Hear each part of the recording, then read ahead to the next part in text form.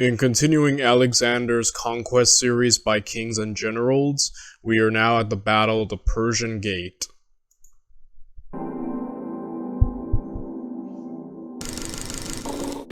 The Battle of Gaugamela had resulted in the defeat of Darius's second great army, but Alexander's failure to capture or kill Darius meant that the war was not over.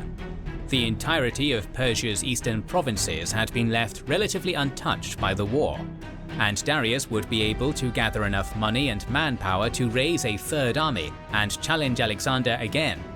In order to complete his conquest, Alexander would need to push into the Persian heartland and remove Darius once and for all. You might know Alexander kept.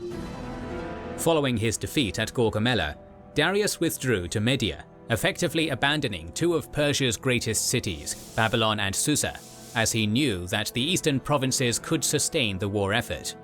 The main thing Darius needed was time, and he hoped that Alexander would be distracted by two of the wealthiest cities of the empire long enough for Darius to rebuild his forces. Alexander arrived at Babylon around October 23, 331 BC. The city, which had rebelled against Persian rule numerous times in its history, welcomed him with gifts. Babylon was one of the most impressive cities in the world, and Alexander treated his men to a well-deserved month-long rest, during which they were reinforced by men from Greece, Macedonia and Thrace, including approximately 15,000 infantry and 2,000 cavalry. While his men enjoyed the luxuries, wine and women, Alexander occupied himself with administration. Satraps were appointed, mainly Greeks and Macedonians, but with one notable exception, the Persian satrap of Babylon, Mazaeus. Mazaeus had commanded the Persian right at Gaugamela, and was allowed to retain his position as satrap, having surrendered Babylon without a fight. This, combined with Alexander's partaking in Babylonian religious ceremonies, made some of Alexander's companions uneasy. Yeah, as we kind of mentioned at the Siege of Gaza video, Alexander starts adopting customs from other people, like him allowing himself to be crowned, Pharaoh of Egypt, and then now, he was said to have worn the garments of the Persians, demanded to be kind of worshipped and honored like the Persian emperors, as a god, sort of divine figure, and he wore like the garments, and this really alienated the xenophobic Greeks, right? That, and also allowing all these foreign Persian units into his army. Yeah, you do see like a certain shift in Alexander's conduct, right?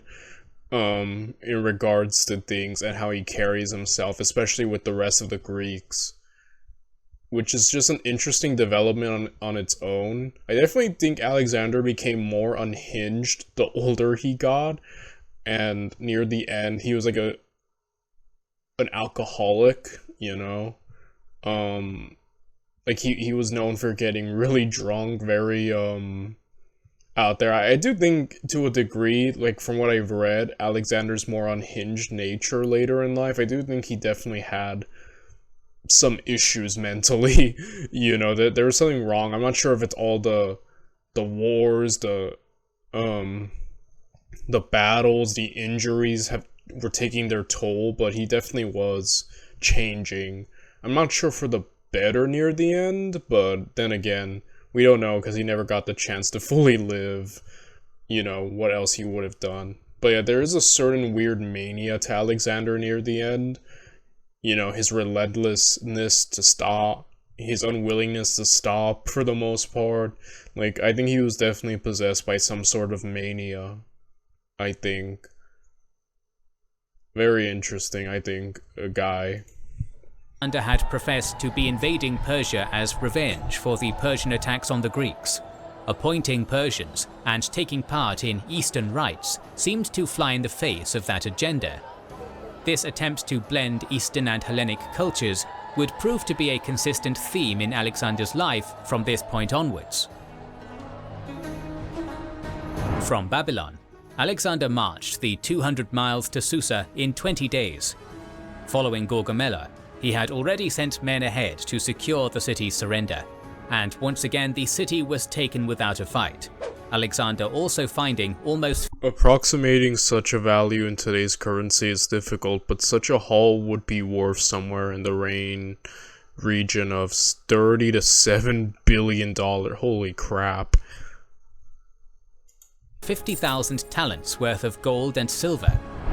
Back in Greece, a Spartan-led revolt had arisen, and Alexander was now able to send a large amount of money back to Macedonia to help Antipater stay on top of the situation.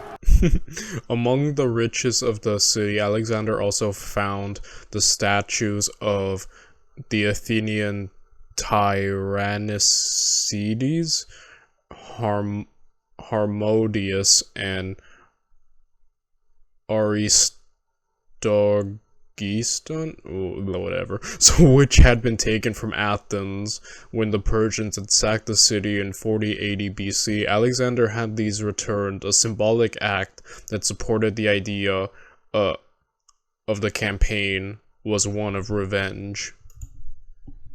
As well as making sure to pay his own troops a generous bonus for their service so far. Alexander did not spend long in Susa though. Darius was still his priority, and before leaving, Alexander ensured that Darius's mother and children captured after Issus were well accommodated and looked after in Susa, with instructions that Darius's mother should be treated as Alexander's own family. And so, rather than wait out the winter in the city, Alexander headed to the Zagros Mountains. The Zagros Mountains were in the territory of the warlike Uxian tribe. The Persians had never been able to completely subdue the tribe, settling for an agreement where the Persians paid a fee to the Uxians if they needed to pass through their lands, in return for which the Uxians would not bother the Persians. When Alexander approached, the Uxians similarly demanded that he also pay the fee. Alexander seemed to agree to this, sending messengers requesting a meeting in the defiles to pay the tax. Precisely what happened next is not clear, and our sources differ drastically. According to Arrian, after sending the messengers to the Uxians, Alexander was informed by men from Susa about a pass around the defile and took a force of 1,000 hypaspists and another 8,000 infantry along this path. He fell upon some Uxian villages in the night, killing many and forcing the remainders to flee into the mountains. Alexander then split his force, sending some under Craterus to wait in ambush on high ground, while Alexander took his portion of the army on a forced march to the defile, reaching it before the Uxians. From this commanding position, Alexander was easily able to rout the Uxians, who tried to flee to the high ground, but were ambushed there by Craterus's force and cut down. Quintus Curtius Rufus, however, gives a very different account. He claims that Alexander sent a force of 2,500 light infantry under Toron, one of his lieutenants, to take the path around the Uxians' position. Alexander, meanwhile, led the main force in a difficult siege of an Uxian city. Siege towers were built, and the Uxians inflicted many casualties from their strong defensive position. Alexander kept up the attacks, however, until Toron finally emerged behind the Uxians' position, at which point they surrendered. The two accounts have enough similarities that they are surely discussing the same battle, but they seem almost impossible to reconcile. In general, Arrian's history was better researched, and primarily used two eyewitness accounts. His work undoubtedly has flaws, often overlooking some of the more negative actions of Alexander, and assuming some of the biases of the eyewitness sources. But he is generally the most reliable when it comes to military affairs. In comparison, Rufus's main source was Cleitarchus, who was not an eyewitness, and was generally considered by the ancients to be an excellent writer, but an inaccurate historian. Rufus did use other sources as well, but his work was often more interested in the psychology of Alexander than the military details. As such, Arrian's version is generally the one that is preferred. Yeah, it also makes more logical sense for Arrian's version, right? So I think I side with that one as well. What if you could... Whichever version is favoured though, the outcome was the same. the Uxians sued for peace, sending messages to Darius's mother to entreat on their behalf. Alexander agreed, enforcing a yearly tribute of horses and livestock from the Uxians, and then pressing on into Persis, the heart of the Persian Empire. Before crossing the mountains into Persis, Alexander split his army in two. Parmenion would take the less direct but easier route, leading the Thessalian cavalry, Greek allies and other mercenaries along with the baggage train. Alexander meanwhile would lead the main phalanx, companions, light cavalry, agrarians and archers. Approximately 14,000 to 20,000 men, on a forced march through the mountains, aiming for the Persian ceremonial capital of Persepolis.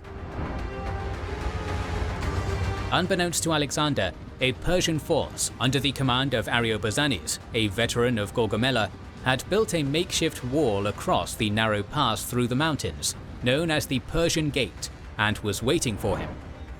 The exact size of Ariobarzanes' army is of some debate.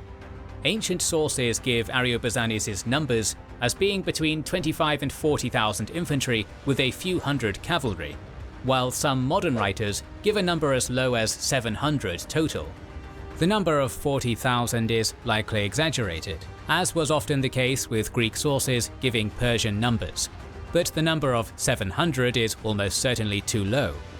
In order to arrive at such a low number, one would have to almost completely disregard the ancient sources entirely and assume that the Persians only fielded a fraction of their total military power to defend the capital. Leading experts on Alexander, such as Haeckel, Worthington, Borza and Lane Fox, tend to agree that the ancient sources which claim 40,000 are too large, usually preferring the sources that give their number as at maximum 25,000. Alexander's force passed through the narrow gorge until they found their way blocked by the wall. Dang, is this like gonna be one of the traps like the Bulgarians used against the Romans so effectively where they just jump at them from the sides? Suddenly, Ariobarzanes' men attacked the Macedonian column from both sides, showering Alexander's ranks with a mix of missile fire and rocks. The Macedonians took severe casualties in this initial ambush, with the terrain making it almost impossible for Alexander's men to fight effectively. As more of his men were killed or wounded, Alexander signaled a retreat. The narrow pass made such a withdrawal difficult, however, and his men were continuously harassed by arrows and javelins from the Persians. Finally, though, Alexander's force managed to extract itself from the gorge and establish a camp.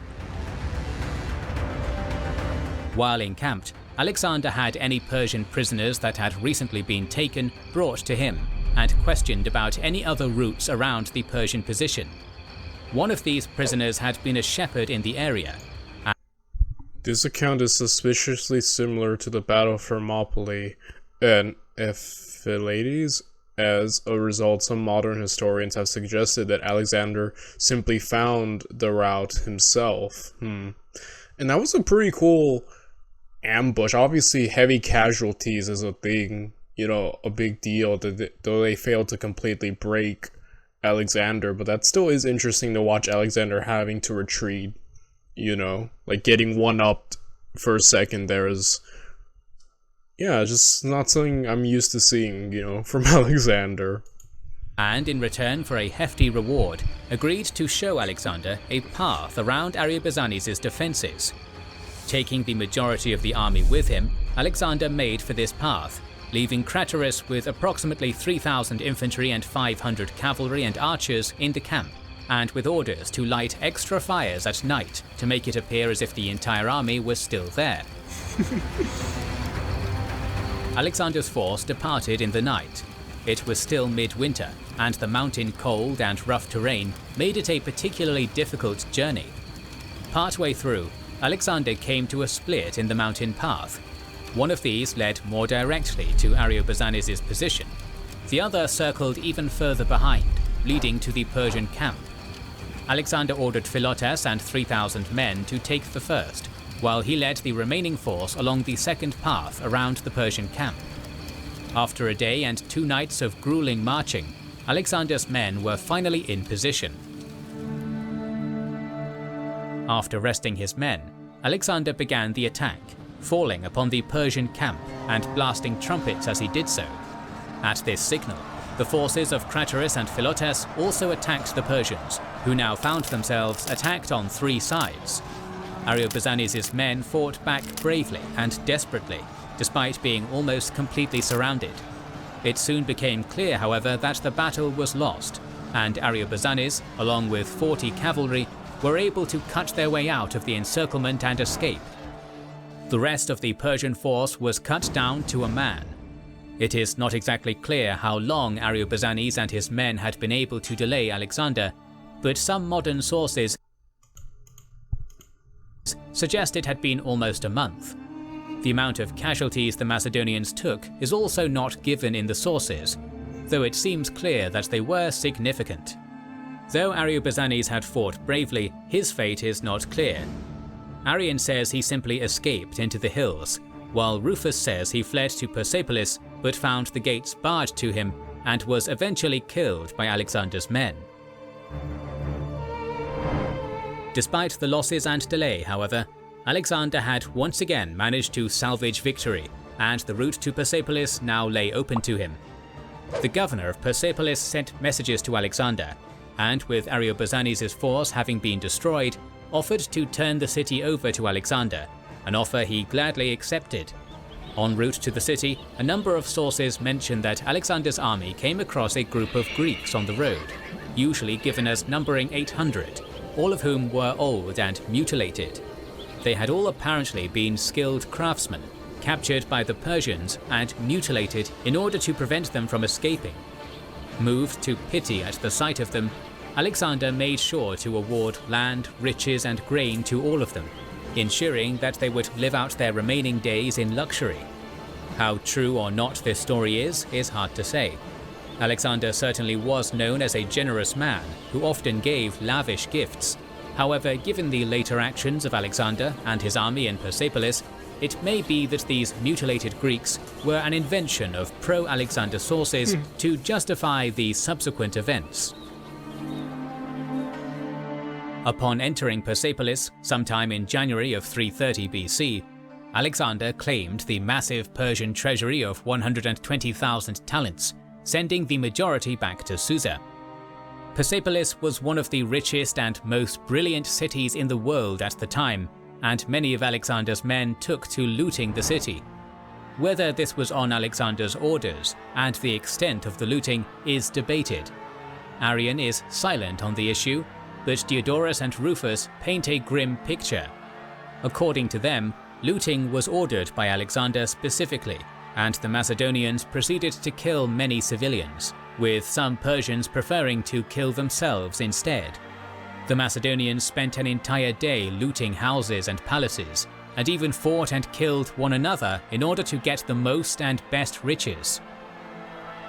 Alexander himself celebrated his winning of the city by banqueting and drinking in the palaces of the Persian kings with his companions and courtesans. Diodorus, Plutarch and Rufus all claim that during this drinking session, an Athenian courtesan called Thais proposed that they should burn the Persian palaces down, pointing out how ironic it would be for an Athenian woman to be burning the Persian capital after they had burned Athens 150 years earlier. The drunk Macedonians welcomed the suggestion, and led by either Thais or inebriated Alexander himself, burned the renowned palaces of Persepolis.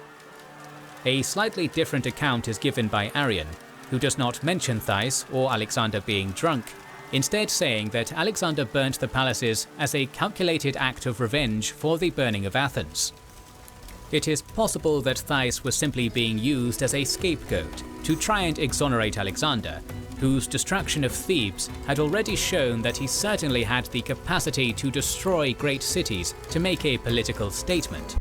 Something I always liked about kings in general is that he often in his videos gives multiple sources, explanations. You know, he'll say, here's how this person said it, but here's how this person said it. And then he'll probably talk about the most probable reasoning. And even when sources are brought up, he'll often say there's probably some foul play at work. I feel like I can't think of any other king, YouTuber who does that to this degree. So that's something I always appreciated from kings and generals. And when I'm thinking about it, yeah, I think some of these sources might definitely try to make Alexander look sympathetic. I mean, yeah, he was generous, but at the same time, as we saw with Thebes, he can be very, very unkind, to put it nicely. And yeah, I could see him just doing this just cause, for any calculated gain. And, yeah. What is clear from all the sources, however, is that none of them approved of this decision. Arrian says that it was, in essence, simply a foolish decision by Alexander, particularly because he was effectively burning what was now his own property.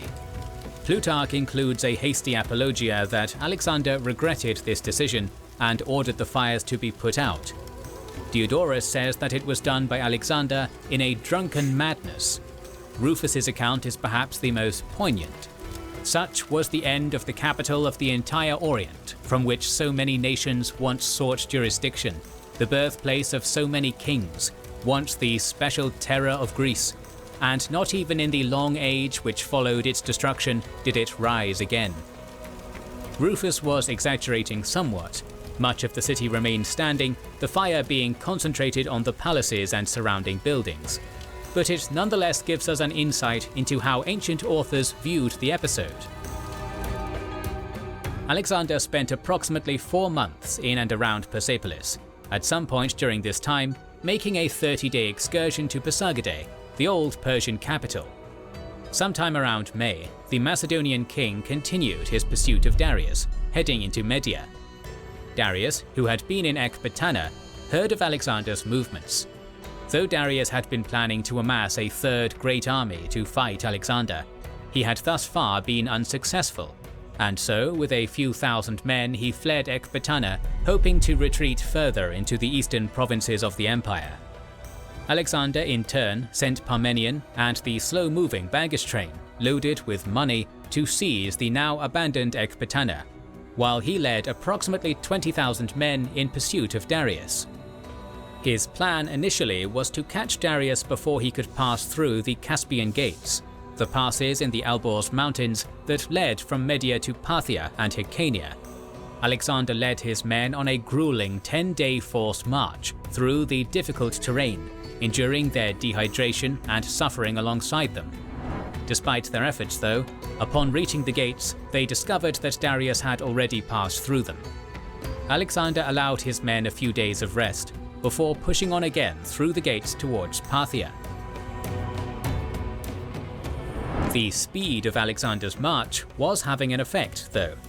In Darius's camp, more and more of his remaining generals and advisors were losing faith in him. Led primarily by Bessus, the satrap of Bactria, a conspiracy formed against the great king. Some in the army remained loyal, notably the remaining Greek mercenaries, commanded by a man named Patron and Artabasos. Nevertheless, the cracks were clear. Bessus's faction even suggested to Darius that he make Bessus king instead, on the understanding that Bessus would return the kingship after defeating Alexander, an offer Darius understandably refused. Yeah. Patron tried to convince Darius to accept his Greek mercenaries as his bodyguards, but Darius refused, not wanting to seem like he was favoring the Greeks. Eventually, Darius accepted his fate. He dismissed his servants and inner circle, assuring them that he would prefer to die by another's crime rather than my own. Then he waited in his tent and was promptly seized by Bessus and his allies and put in chains. Bessus, a part of the Achaemenid dynasty himself, proclaimed himself king, taking the name Artaxerxes V. The Greek mercenaries and others who had been loyal to Darius dispersed, the remaining troops continuing under Bessus's command. Word of Darius's capture soon reached Alexander late one night through deserters. Alexander immediately picked 500 of his best cavalry and set off in pursuit. They rode at breakneck pace for a day and 2 nights. Yeah, Alexander really wanted to catch Darius. He was like obsessed with this goal of getting him. And even at this point kind of wanting to seize him for himself and take him alive, And Yeah, it's so interesting. Like the entire empire's falling apart, yet there's all these power moves, still going on, which is like, I guess, common course for empires, but there is just a lot to it. And yeah, Darius unfortunately, was put in a really bad position in like life, between facing Alexander and everything. Like, I kind of almost feel bad for the guy, And by dawn of the second day, they had closed in on Bessus's party. Bessus's force, having been on a continuous march and depleted by numerous desertions, was in no position to fight, and many fled, seeing Alexander closing in, Bessus and his Bactrians among them. Before he fled, however, Bessus made sure that Darius would not be able to concede the crown to Alexander, ordering him to be killed. A small skirmish was fought between Alexander and the few Persians that had not fled, and a search for Darius began. He was soon found by one of Alexander's companions, Polystratus. The great king had been stabbed by javelins and was on the brink of death. He asked for water, and after drinking, thanked Polystratus and, according to some sources, asked that Alexander be thanked for treating his family with kindness. By the time that Alexander arrived on the scene, Darius had died. Alexander ordered that his body be transported back to Persepolis, where he received a magnificent funeral and was buried alongside the other Persian kings. Darius III is often seen by many as having been an incompetent coward. This is largely thanks to a passage of Arrian, who calls him preeminently effeminate in military matters, a view that for a while was largely agreed upon even in academic scholarship. More recently though, this idea has been challenged, notably by Badin and Marsden. In terms of his personal bravery, Justin and Diodorus both agree that Darius was renowned for his courage, having in his youth killed a Caducean champion in single combat. Indeed, it was partly because of his bravery that he was chosen to be king. The fact that at both Issus and Gaugamela, Darius took to the field personally is a further testament to his courage. Though he retreated in each battle, the sources are clear that Darius only fled when things were looking disastrous. At Issus, for instance, the horses pulling his chariot had both been badly wounded, almost leaving him stranded, and at Gaugamela, his chariot driver was killed and himself possibly wounded. In terms of military matters, while there is no need to portray Darius as a military genius, he was not utterly incompetent. Darius was forced to take the field after the death of Memnon of Rhodes, and in just a few months had amassed a significant army to confront Alexander at Issus, no small feat of logistics. Issus was a poor choice of battlefield, not allowing the renowned Persian cavalry room to maneuver, but Darius learned from the mistake and picked an excellent location for his next battle at Gaugamela. Prior to the battle, he also made sure to drill his troops extensively to increase their discipline. On both occasions he was outmatched by Alexander. However, being defeated by one of history's greatest tacticians is no source of shame. Agreed, like I keep saying, he had the misfortune of facing Alexander the Great. Again, how many would have done great against Alexander, right? Yeah, I never got the impression that Darius was a coward, and I never had a negative view or opinion of him. I just think, certain situations like the untimely death of Memnon, facing one of the greatest conquerors of all time, and just a lot of factors like that, he almost never stood a chance in that regard. But he never struck me as like a complete idiot, I think he probably was alright, just, factors kind of played into his defeat at the end. It is also worth pointing out that at Gaugamela in particular, the Persians were able to force a gap in the Macedonian line and almost crush the Macedonian left. The battle was only won because of Alexander's audacious generalship, and Darius may well have been victorious against a lesser opponent. Darius's fleeing from both battles is often held as evidence of his cowardice. However, it is worth pointing out that on both occasions, retreating was probably the best strategic decision. If Darius had died or been captured at Issus, for example, it is likely that Alexander would have been easily able to proclaim himself as the king of Persia there and then. Darius's survival from both battles was crucial for there to be any kind of organized Persian resistance to the invaders. As a result, it is perhaps better to treat Darius as Alexander did, with respect. Many in Alexander's army assumed that the campaign would soon be over. Years ago, Philip... No, we're just getting started. Alexander's like, no, we're just getting started, guys. II had first pitched the invasion of Persia to the League of Corinth, largely as an act of revenge. Alexander had also espoused this same message. With the death of the Persian king and the sacking of Persepolis, it seemed that those goals had been achieved. However, Alexander was not ready to settle. Bessus's murder of Darius gave Alexander sufficient cause to continue the war, insisting that the pretender must be killed or else risk another Persian invasion of Greece. Such a situation was almost certainly unrealistic, but as we shall see in the coming episodes, Alexander's ambition would soon stretch even beyond the borders of the Persian Empire. If you don't want to miss any of these episodes, make sure you are subscribed and have pressed the bell button to see them. Please consider. So another great video, Rip Darius. And yeah, I'm going to be jumping forward to the Battle of Jaxartes, which will be coming out tomorrow. Bye everyone.